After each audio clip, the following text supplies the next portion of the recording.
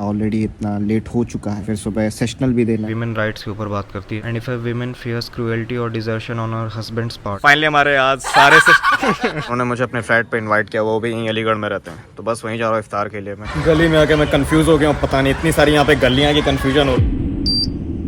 France रात के 1 बज रहे हैं और 1 अप्रैल भी है और एक ही एग्जाम मेरा बचा है, उसी की तैयारी चल रही है। फ्रांस, ये मेरी हैंड राइटिंग को देखकर आप बिल्कुल ये मत बोलिएगा कि गंदी हैंड राइटिंग है। I have my own font. शुक्रिया फ्रांस। अभी रात के बज रहे 1:36। मैं अपने फोन में जा रहा हूँ लगाने अलार्म और फिर मैं जाऊंगा सो, ताकि सुबह उठ जाऊं। भैया ऑलरेडी इतना लेट हो चुका है, फिर सुबह सेशनल भी देना है। जद्दोजहद वाला दिन है पूरा।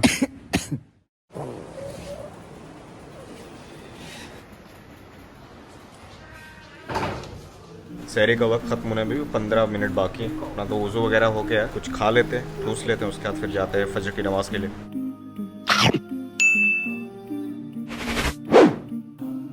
मैंने रूममेट सर्विस से अपनी सेवई मंगवा ली है, अगर वक्त रहते आ गई तो अच्छी बात है, वरना कोई नहीं, अल्लाह भरोसे भाई। और ये अपनी दूध वाली सेवई आ चुकी है। Assalamu alaikum guys, this is Aqib Nadeem. You're watching me on channel I am Khan. I'm back again with a brand new vlog. Welcome to the 9th day of Ramadan. कल रात में जो बारिश हुई है ना, बहुत भयंकर वाली बारिश हुई है। हम लोग ईशा की नमाज पढ़ रहे थे तो अंदर मस्जिद भर गई थी बारिश की वजह से, और बाहर जो है जगह थी नहीं, तो वजू खाने के बगल में थोड़ी सी जगह रहती, वहाँ पे पड़े। वो पत्थर पड़े हैं पैर पे, सर पे, धड़ाधड़। हम तो क्या भैया, क्या इम्तिहान हो रहा है। बाकी बात है फजर की नमाज के बाद।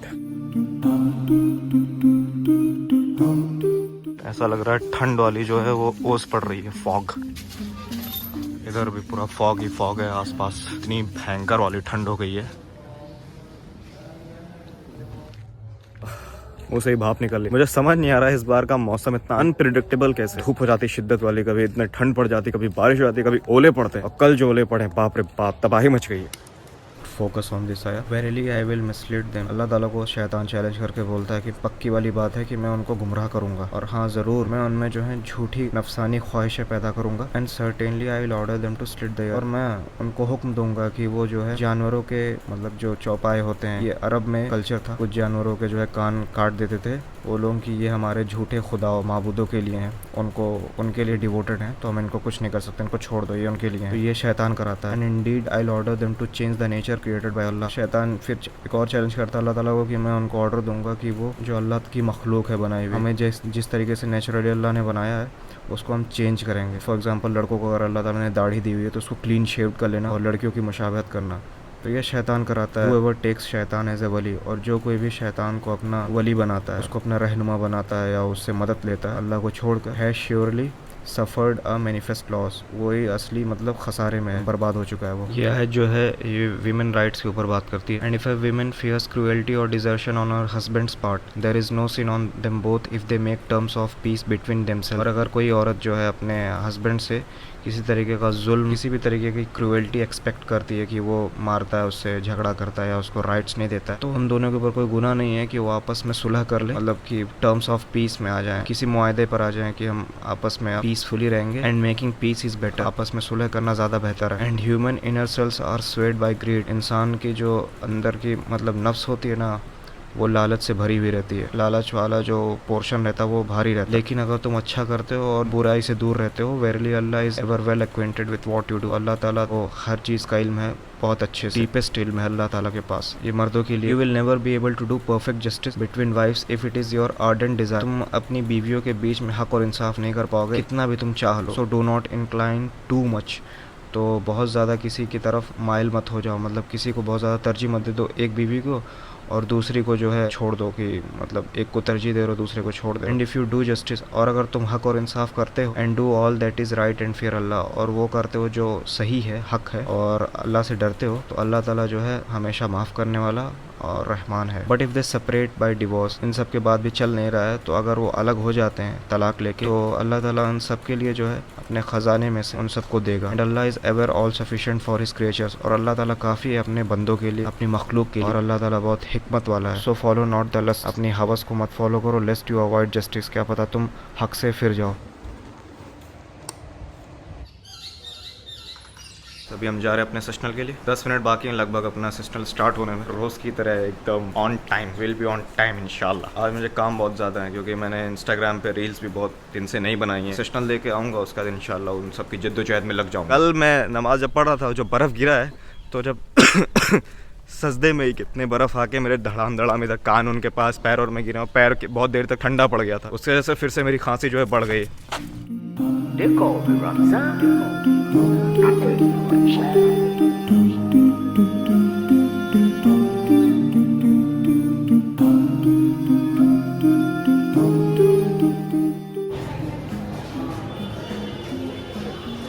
फाइनली हमारे आज सारे से कितनी मेहनत करी हो गाइस, हमारे किसी का पिल्ला खो गया है। ला हौले वला कुव्वता इल्ला बिल्लाह। शैतान को भगा रहा हूँ, भाग नहीं रहा है। मेरा आज फाइनल सेशनल था, कंप्लीट हो चुका है अल्हम्दुलिल्लाह। We are done with our sessionals. आज से फिर भयंकर वाली जद्दोजहद शुरू। अब मैं यहाँ से खाली होकर ही अब इसको आगे कंटिन्यू करूंगा। एक और बात, दानियल आजकल कुरान ट्रांसलेशन से पढ़ रहा है, मैं उससे जानना चाहूंगा उसका एक्सपीरियंस कैसा है। डर लग गया है। अब अच्छा सेंस अच्छे वे में, मतलब लाइक जब इंसान को चीज़ें पता होती है ना कि मतलब रीज़न क्या है, तो if they know the reason, उस रीज़न की वजह से वो चीज़ों को अच्छे तरीके से इंटरप्रेट और समझ पाते। तुम्हारे हिसाब से क्या लगता है, ऐसे सरसरी वाला जो सिर्फ अरेबिक में कुरान पढ़ लेना सही था, या अभी जो पढ़ रहे हो वो सही काम कर रहे हो? अभी वाला मुझे ज़्यादा बेटर लगता है, क्योंकि अभी पहले वाले में तो मैं सिर्फ पढ़ रहा हूँ, मुझे पता ही नहीं है कि क्या कॉन्टेक्स्ट है उसका, मैं क्यों पढ़ रहा हूँ। हाँ, अभी ट्रांसलेशन पढ़ने का पता समझ में आ रहा है कि हाँ इसलिए पढ़ा जा रहा है, क्योंकि बेसिकली दूसरे लोग ऑलरेडी पढ़ चुके हैं उस चीज़ को, जो दूसरे रिलीजन से बिलोंग करते हैं। और हम खुद you know being the part of the Muslims, we should know what Quran really tells you about. So that's the important thing which you all must take care of.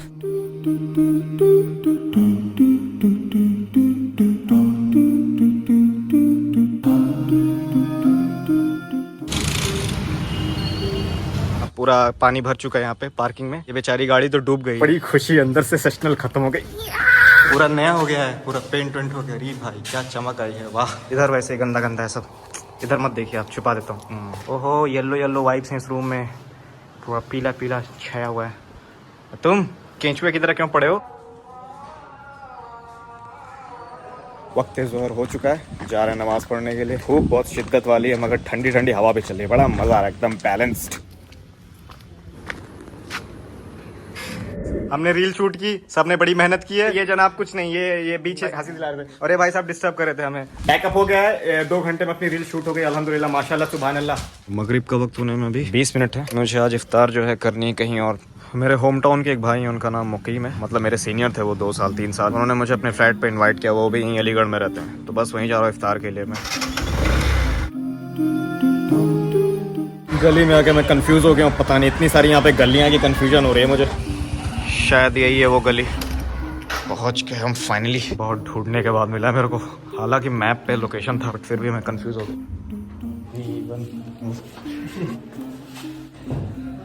अस्सलाम वालेकुम।